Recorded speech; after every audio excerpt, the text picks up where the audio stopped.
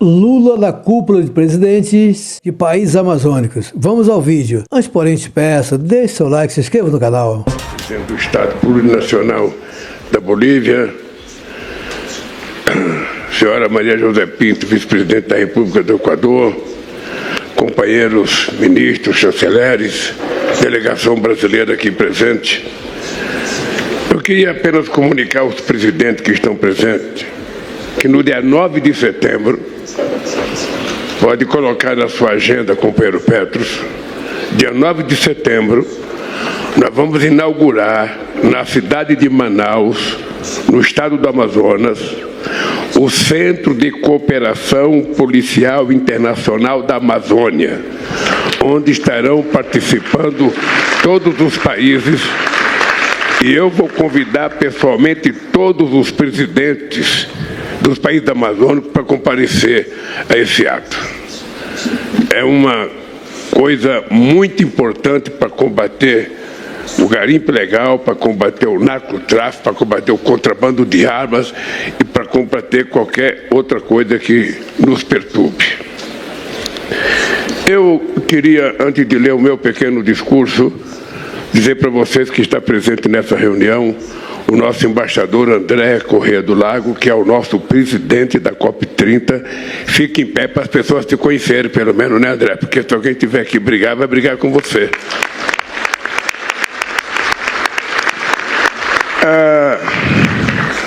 Eu só queria lembrar os companheiros que estão aqui, presidentes, ministros, convidados, povos indígenas, nossos queridos povos afrodescendentes, os nossos especialistas, de que nós precisamos calibrar o que nós vamos querer nessa COP30.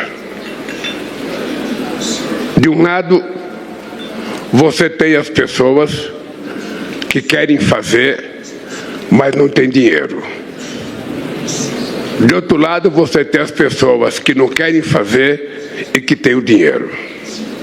E toda a cúpula termina em uns pedindo e outros negando. É importante que a gente esteja preparado para fazer dessa COP a COP mais séria já realizada de todas as COP. E que a gente faça uma COP que seja considerada uma COP da verdade, onde cada um vai dizer se acredita efetivamente que está acontecendo no planeta o que está acontecendo. Porque o dado concreto é que toda COP que a gente vai, se toma muitas decisões e depois elas não são executadas. Poucos países se matam para tentar cumprir as decisões. Outros não dão a menor importância e outros, depois que termina a COP, negam a assinatura de acordo. O que foi feito com o protocolo de Kyoto? Nada. O que foi feito com o protocolo de Paris? Pouca gente cumpriu. E a maior economia do mundo saiu do acordo de Paris. O que foi feito com a decisão da COP15 de dar 100 bilhões de dólares por ano para ajudar a preservar a floresta? Nada. Então é importante que a gente tenha clareza como é que a gente vai se portar nessa COP. Essa COP está marcada na Amazônia, porque tem muita gente que dá palpite sobre a Amazônia e pouca gente que conhece a Amazônia. E nós queremos que as pessoas conheçam a Amazônia, que as pessoas saibam que na Amazônia, desses 8 países, moram 50 milhões de pessoas, que as pessoas aprendam a lição de que embaixo de cada copa de árvore tem um indígena, tem um extrativista, tem um seringueiro, tem um pescador, tem um pequeno trabalhador rural, e que essa gente vai ter que sobreviver. E que é preciso que aqueles que acham que é preciso, de toda forma, manter a floresta em pé, ajudem a pagar para que a gente possa manter essa floresta em pé. Nós vamos ter aqueles que vão fazer discurso, vamos ter aqueles que vão negociar. E na hora da negociação é que a coisa fica mais difícil. Porque a gente não vai negociar com quem concorda com a gente.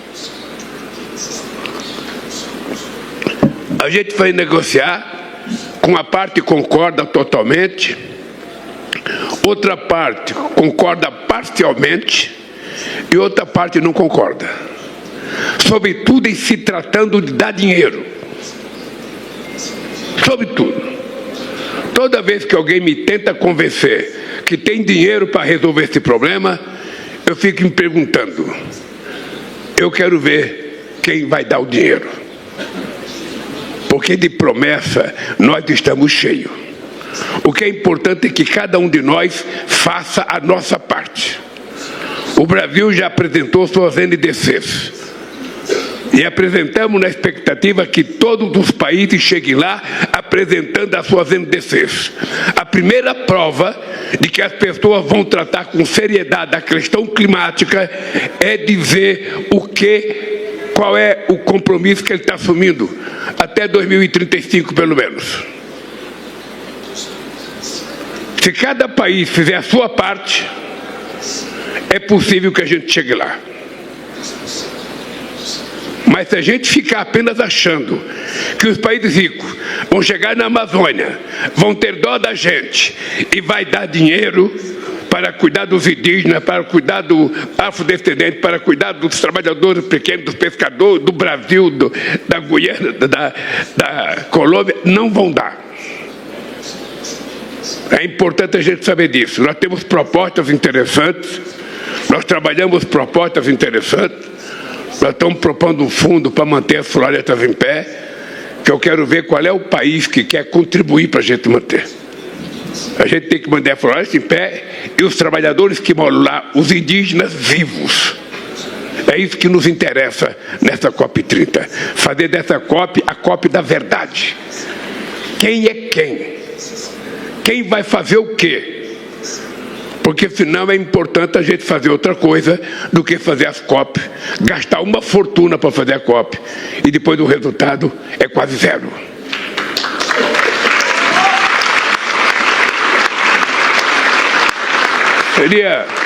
Seria mais fácil fazer a COP num país rico.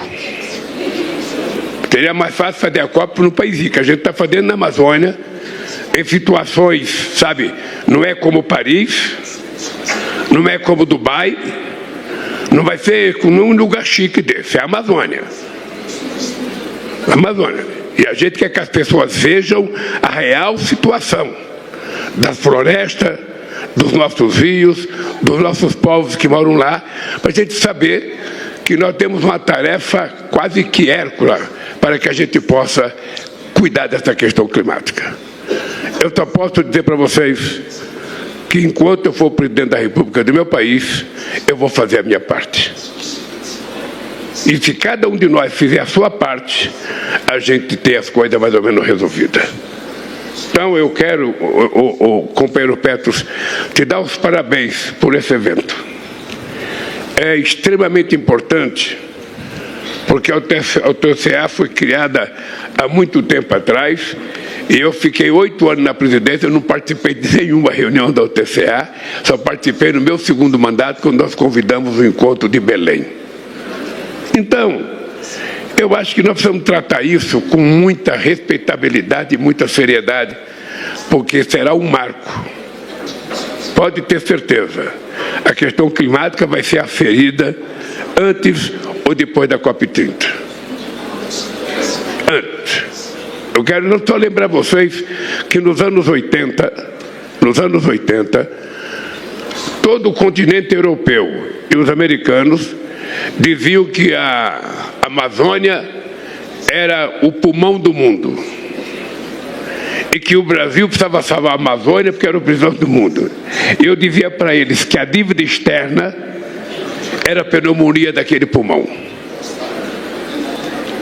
E hoje nós continuamos quase do mesmo jeito. Então eu quero dizer para vocês que eu estou tratando essa COP30 como se fosse uma coisa muito importante, mas muito importante na minha vida, porque ela tem que dar resultado. Eu não quero fazer da COP um desfile de discurso, um desfile de panfleto, um desfile de ideias e conclusão zero. Eu quero conclusão para ver se a gente dá um passo adiante e sai da mesmice que nós estamos. Dito isso, eu quero ler meu pequeno discurso aqui e pedir desculpa para vocês se ele for longo. Eu queria começar dizendo, meu caro Petro, que estar aqui é ver a semente que plantamos há 2 anos crescer e frutificar. Na cúpula de Belém, eu disse que aquele momento representava o início de um novo sonho amazônico. Uma canção brasileira diz que sonhos que sonhamos juntos viram realidade. Se estamos aqui hoje, é porque o governo e o povo colombiano sonharam conosco e trabalharam para avançar na construção de um novo modelo de desenvolvimento sustentável para a Amazônia. Em 2023, os diálogos amazônicos reuniram quase 30 mil pessoas que nos ajudaram a formar essa nova visão. Hoje, esse encontro dos presidentes com a sociedade civil e povos indígenas abre caminho para a COP30. Eu quero outra vez agradecer à Colômbia por dar continuidade a essa experiência e manter a porta da organização do Tratado de Cooperação Amazônica aberta para todos. A UTCA é uma plataforma viva que precisa estar à altura dos desafios da atualidade e sensível aos anseios da sociedade. Nesses 2 anos, avançamos muito no seu fortalecimento. Testemunhamos a histórica estruturação do mecanismo amazônico de povos indígenas, que vai incluir quem tem sido excluído há mais de 5 séculos. Espero que em breve possamos contar com a UTCA social para garantir contato permanente entre a sociedade civil e as instâncias decisórias da organização. A UTCA forte depende de meios institucionais e financeiros adequados. Mas não se sustenta sem estratégias e políticas nacionais robustas. No Brasil, a Amazônia voltou ao centro da ação governamental. Nos primeiros 2 anos de governo, reduzimos quase que pela metade o desmatamento na região. Vamos transformar o arco verde do desmatamento no arco da restauração, recuperando 12 milhões de hectares de vegetação nativa.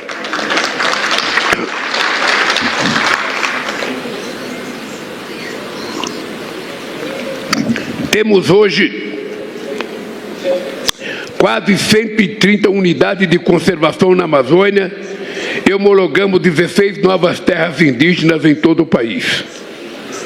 O povo amazônico merece viver livre da violência. Violência que destrói a floresta e envenena as águas, que acaba com o sustento dos pescadores e dos extrativistas, que expulsa indígenas de suas terras e ribeirinhos das suas casas, que tira a vida de quem luta por a Amazônia, como Chico Mendes, Dorothy Stang, Bruno Pereira e Dom Felipe e tantos outros. Por isso, fortaleceremos ações de fiscalização ambiental. Reduzimos a praticamente zero o índice de área de garimpo ilegal no território Yanomami, no estado de Roraima.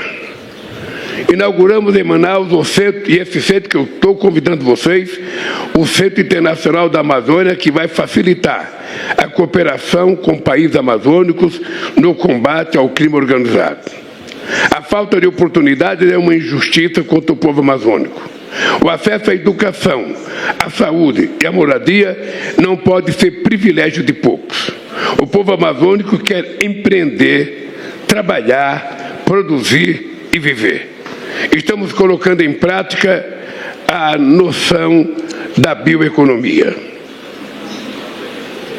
Nosso programa de florestas produtivas vai fomentar o plantio de espécies nativas em paralelo com o cultivo de alimentos. Não faz sentido uma região tão rica, sofra tanto com a fome e a pobreza. Expandimos o Bolsa Verde, que transfere renda para famílias que vivem em unidades de conservação e comunidades tradicionais. Queridas amigas e amigos, quando oferecemos o Brasil como sede da COP30, sabíamos que essa reunião não poderia acontecer em nenhum outro lugar senão na Amazônia. Há muito tempo que os países ricos nos acusam de não cuidar da floresta. Aqueles que poluíram o planeta tentam impor modelos que não nos servem. Utilizam a luta contra o desmatamento como justificativa para o protecionismo. Usam o combate ao crime organizado como pretexto para violar nossa soberania. Mas está chegando o momento de mostrar ao mundo a realidade da Amazônia. Ela não é só feita de árvores, é também de gente que vive e respira todos os dias. O futuro do bioma não depende só dos países amazônicos, mas mesmo que mais nenhuma árvore seja derrubada, a floresta continuará em risco se o resto do mundo não avançar na redução de gases de efeito estufa. A dependência de combustíveis fósseis nos condena a um futuro incerto. O caminho mais promissor é o da diversificação das fontes. E aqui é importante dizer para vocês uma coisa.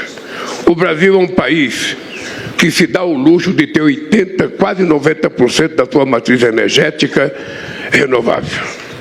O Brasil é o luxo que, mesmo na área de combustível, nós já temos hoje 30% de etanol misturado na gasolina e temos 15% de biodiesel misturado no etanol, no biodiesel. E temos, possivelmente, uma base de crescimento com a transição energética muito forte, que vai desde o hidrogênio verde, a biomassa, a solar e a eólica. E nós estamos caminhando porque o Brasil não quer ficar dependente nessa questão energética. Nós temos território, nós temos sol, nós temos vento, conhecimento tecnológico, temos água e temos capacidade de nos livrar, utilizando o recurso do petróleo para fazer a transição que o Brasil precisa que seja feito rapidamente. A descarbonização não é uma escolha, ela vai se tornando uma necessidade. Os cientistas alertam sobre os pontos de não retorno que podem desencadear processos irreversíveis. As chuvas que nutrem nossos campos e abastecem nossas cidades se reduzirão. Incêndios e secas farão parte da nossa rotina. Muitos perderão seus meios de vida, outros tantos terão de abandonar seus lares. Nossas economias serão gravemente impactadas. Se o aquecimento global dizimar a floresta, o povo amazônico será à primeira vista. É mais do que justo que sua voz seja ouvida. A participação social será o elemento-chave para o sucesso da COP30. A presidência brasileira lançou 4 círculos de diálogo. O círculo dos presidentes das COPs anteriores está empenhado em garantir que as novas contribuições nacionalmente determinadas estejam à altura dos objetivos do Acordo de Paris. O círculo dos ministros da Fazenda estão trabalhando para ampliar o financiamento para além dos 300 bilhões de dólares negociados na COP de Baku. Vamos lançar em Belém o Fundo Florestas Tropicais para Sempre, um mecanismo inovador que vai remunerar os países que mantêm suas florestas em pé. Nesse mesmo espírito, o Círculo dos Povos está amplificando a voz dos indígenas e afrodescendentes, contribuindo para incorporar práticas e saberes tradicionais ao debate climático. O Círculo do Balanço Ético Global tem sido um espaço democrático e plural que está construindo novos consensos para balizar uma transição justa. Ele foi estruturado em torno de 6 diálogos regionais, reunindo líderes religiosos, artistas, comunidades locais, empresários, formuladores de políticas e ativistas. Bogotá foi o palco ontem do Diálogo Regional da América do Sul, América Central e Caribe.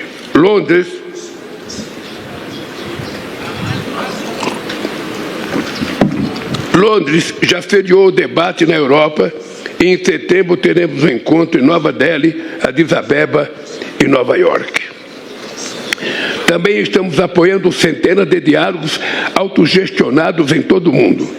Todos os aportes serão sintetizados em um documento que serão entregues aos negociadores e aos chefes de Estado e de governo. Será a hora dos líderes mundiais mostrarem se estão realmente comprometidos com o futuro do planeta. Não existe saída individual para a crise climática. Não há outro meio de superá-lo além do multilateralismo. Muito já foi negociado, mas pouco foi cumprido. Precisamos de uma nova governança mundial.